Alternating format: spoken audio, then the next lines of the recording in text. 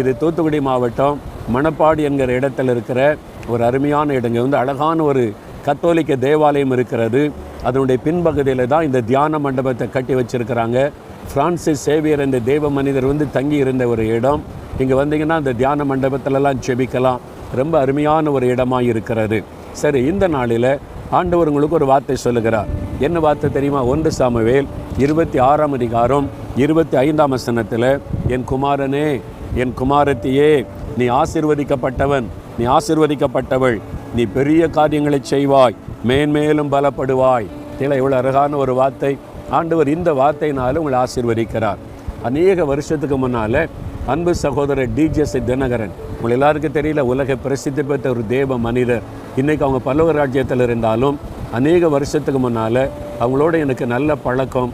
ஒரு சமயம் எனக்கு ஒரு பைபிள் கொடுத்தாங்க, ஆங்கில வேத புஸ்தகம். எனக்கு ஏதாவது ஒரு வசனம் எழுதி கொடுங்க அப்படின்னு சொன்னேன்.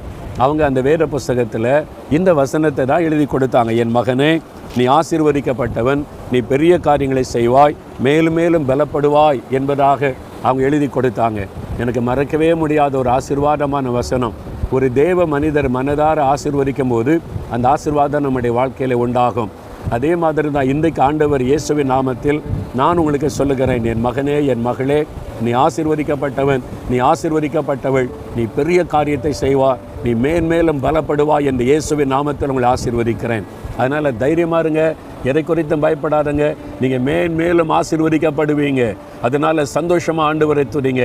தகப்பனே, இயேசு கிறிஸ்துவின் நாமத்தில் இந்த வார்த்தைகளை கேட்கிற இந்த மகனை, இந்த மகளை நான் ஆசீர்வதிக்கிறேன். அவங்க மேன்மேலும் பலப்படணும், பெரிய காரியத்தை நீங்கள் அவங்களுக்கு செய்யணும். இவங்க மற்றவங்களுக்கு பெரிய காரியத்தை செய்து சாட்சியாக இருக்கணும். அப்படி அவங்களை ஆசீர்வதித்து பெருக பண்ணுங்க. இயேசு கிறிஸ்துவின் நாமத்தில் ஆசீர்வதிக்கிறேன் பிதாவே. ஆமேன், ஆமேன்.